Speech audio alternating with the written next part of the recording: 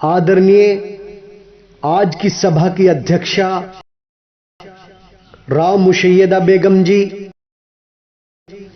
Chairman प्रतिनिधि हाजी राव जमशेद जी और हमारे कस्बे के अधिशासी अधिकारी श्री जितेंद्र राणा जी, समस्त सभासदगण, कर्मचारीगण और बाहर से आए सभी अतिथिगण।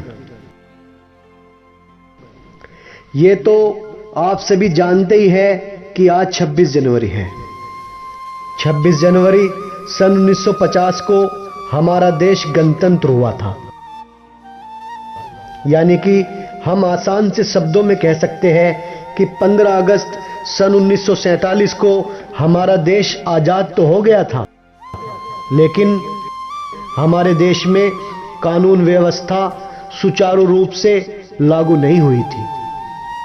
हमारे महानायक डॉक्टर भीमराव अंबेडकर जी के अथक प्रयास से 26 जनवरी सन 1950 को हमारे देश में अपना संविधान लागू किया गया। अभी अभी हमारे सभासद साहब ने बताया कि इसे बनाने में बहुत समय लगा। ये इतना आसान नहीं था। इसे बनाने में 2 वर्ष 11 महीने 18 दिन लगे। रात दिन की मेहनत करके हमारे बाबा साहब ने संविधान की रचना की और एक बहुत बड़ा लिखित संविधान हमें दिया। इतना बड़ा लिखित संविधान हमें मिला कि पूरे विश्व में इससे बड़ा कोई संविधान नहीं है।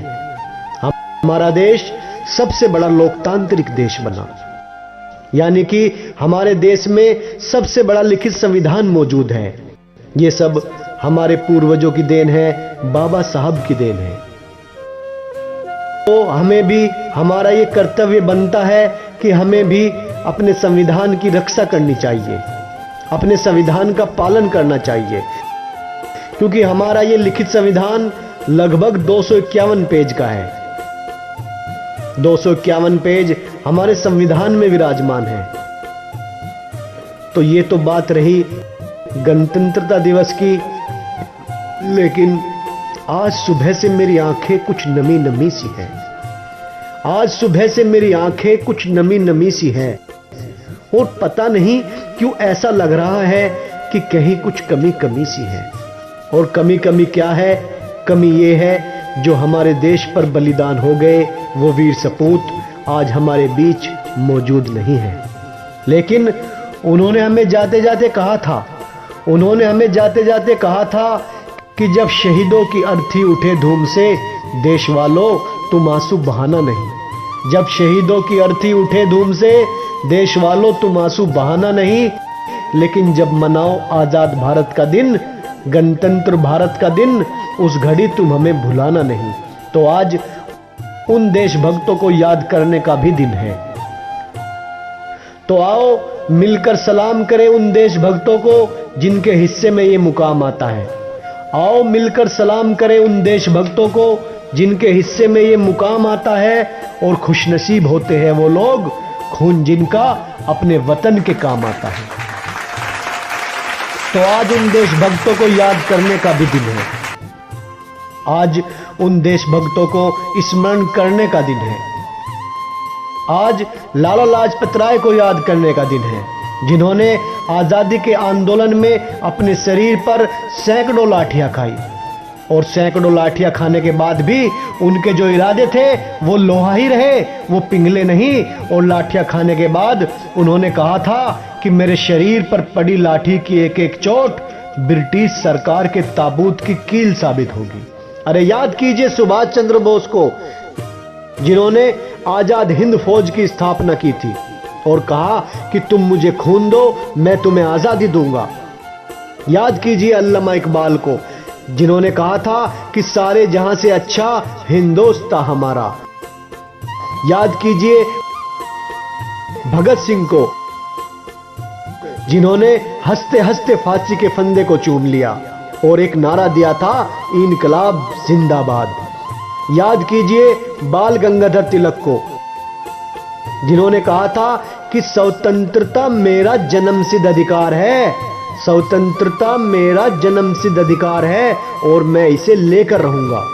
याद कीजिए मंगल पांडे को, जिन्होंने अंग्रेजों के नाक में दम कर दिया और एक नारा दिया कि मारो फिरंगियों को। याद कीजिए ऐसे सभी स्वतंत्रता सेनानियों को। याद कीजिए लाल बहादुर शास्त्री को, जिन्होंने कहा था जय जवान जय किसान। और भी बहुत से हजारों की संख्या में स्वतंत्रता सेनानियों के नाम हैं। आज उन्हें याद करने का दिन है। याद कीजिए चंद्रशेखर आजाद को, सरोजनी नायडू को, हाजी इमदादुल्लाह महाजर मक्की को, हाफिज जामिन शहीद को, और याद कीजिए अशफाक उल्लाह खां को, जिसे अंग्रेजों ने कहा था अशफाक उल्लाह खां तुम तो मुसलमान हो, फिर तुम भगत सिंह जैसे लोगों का साथ क्यों देते हो। तब अशफाक उल्लाह खां ने कहा था कि क्या किसी के माथे पर लिखा रहता है कि तू हिंदू है या मुसलमान है? नहीं, कुदरत ने तो इंसान को इंसान बनाया, फिर हम ही ने तो उसे हिंदू या मुसलमान बनाया। तब अंग्रेजों ने कहा था तू याद रखना हम तेरे माथे पर मुसलमान लिखकर ही तेरे को गोली मारेंगे। तब अशफाक उल्लाह खां ने कहा था कि मैं मर जाऊं तो मेरे माथे पर इनकलाब लिख देना, मैं मर जाऊं तो मेरे माथे पर इनकलाब लिख देना, और हो सके तो मेरे कफन के कोने कोने पर हिंदुस्तान लिख देना। आज उन वीर शहीदों को याद करने का दिन है। आज उस छोटे से बालक को याद करने का दिन है जो 12 साल की उम्र में शहीद कर दिया गया। याद कीजिए उड़ीसा के बाजी राउत को, जिसे 12 साल की उम्र में गोली मार के शहीद कर दिया। उसका कसूर था वो एक नाविक था और ब्रिटिश सरकार के सैनिक उससे नहर पार कराने की, नदी पार कराने की कोशिश कर रहे थे, क्योंकि वो क्रांतिकारियों को पकड़ना चाहते थे। लेकिन उस छोटे से नन्हे से बालक ने 12 साल की उम्र क्या होती है साफ इनकार कर दिया, सीने पर गोली खानी स्वीकार की, लेकिन अंग्रेजों की बात नहीं मानी, अपने देश के साथ गद्दारी नहीं की। आज उस नन्हे से बालक को याद करने का दिन है। जज्बा देखो, 12 साल की उम्र में वो सीने पर गोली खाता है।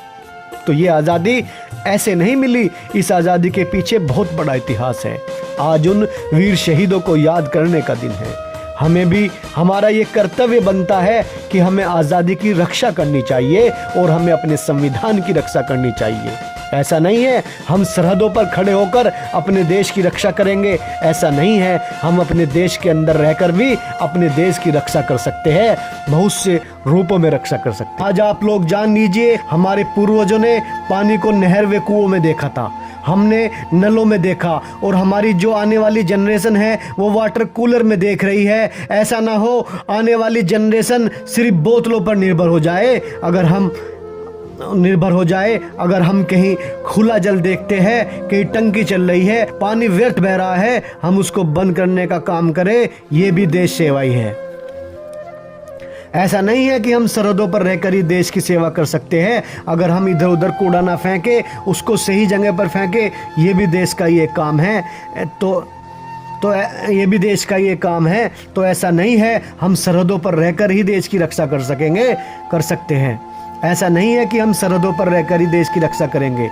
हम अपने देश के अंदर रहकर भी अपने देश की रक्षा कर सकते हैं, वायु प्रदूषण को रोककर, और अपने देश को एक मजबूत व स्वच्छ भारत बना सकते हैं। और भी बहुत सी बातें हैं। यहीं पर अपनी बात खत्म करता हूँ और अंत में बस यही कहता हूँ, अगर कुछ है तो इस देश की धरती शहदाई, अगर कुछ है तो इस देश की धरती शहदाई, इसी को जिंदगी देंगे, इसी से जिंदगी पाई। जय हिंद, जय भारत।